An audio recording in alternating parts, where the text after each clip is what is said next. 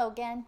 I'm Dr. Deb, Learning Strategies Department Chair, Learning Frameworks Instructor, and a person who is continually on the search for time management and productivity tips, tricks, and hacks. This is the 9th video in a series on transition issues that new college students often face. In today's video, I'm exploring the issue of time management in college with some tips and tools to help organize and manage one's time.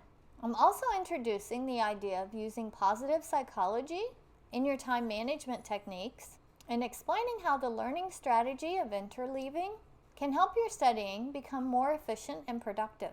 Finally, we will explore the principle of social interaction and collaboration between students and mentors, like me, in regard to time management. Stay tuned and I'll be right back. Victoria College's Total Learning Center presents Dr. Deb Explains, Transition Issue Number 9, Time Management. Everyone on the planet is concerned about time management. Since we all only get 168 hours a week, we have a slight problem doing all of the things. So we, myself included, spend a great deal of time looking for ways to become better at time management, procrastination, productivity.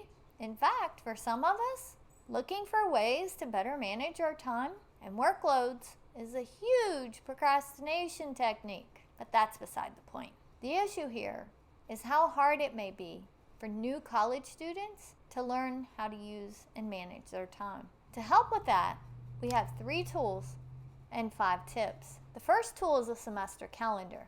This is a 4 to 6 month calendar with days for each day of the semester that you can see at a glance.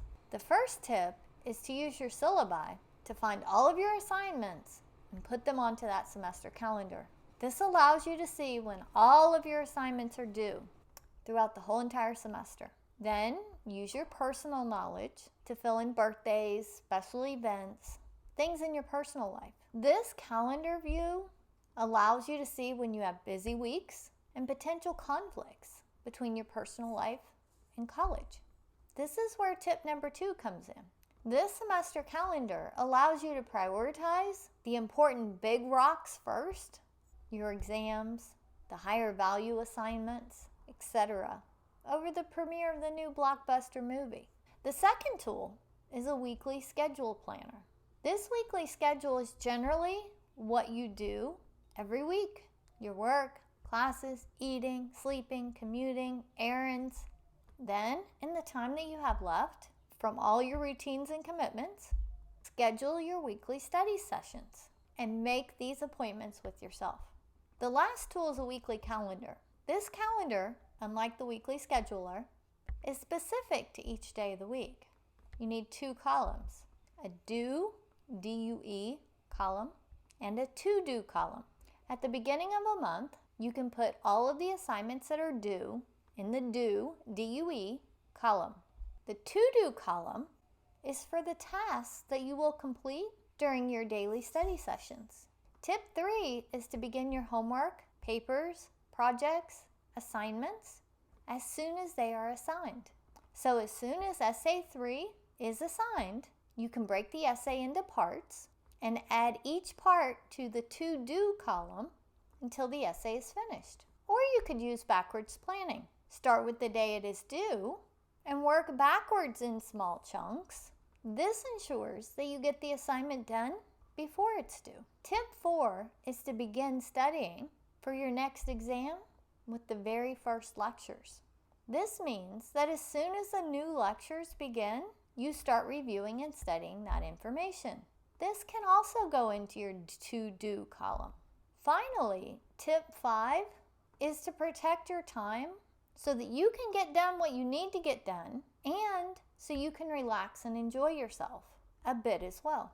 We allow others to take our time when we could be using it for something else. Today's learning theory is that of positive psychology. This is the study of happiness and what makes life worth living. We are the only ones that can make us happy, and our outlook determines our happiness. Simply waking up and thinking, today's going to be a good day, can make it a good day. How does this fit in with time management?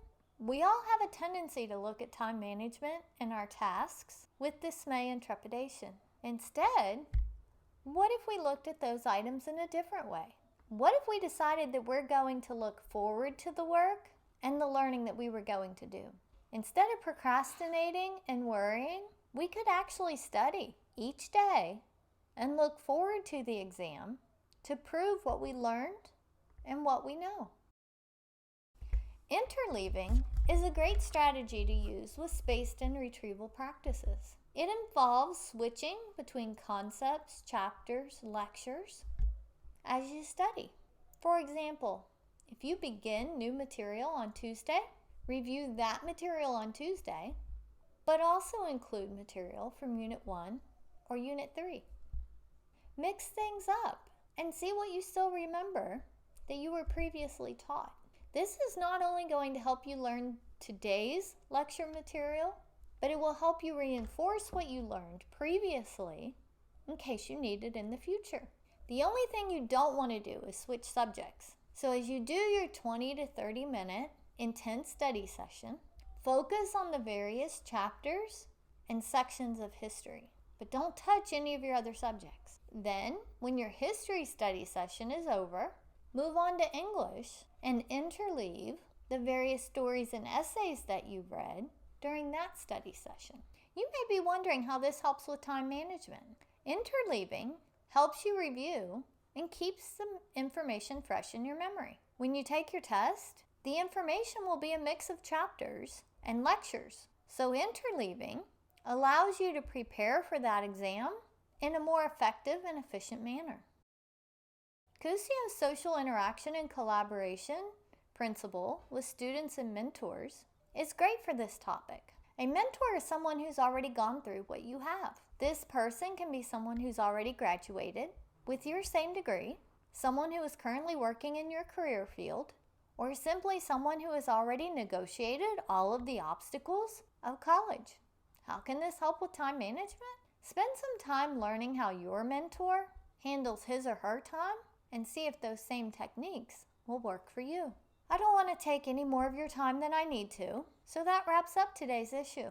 We have one final episode in the playlist of transition issues new college students often face. So tune in for the final episode as Dr. Deb explains.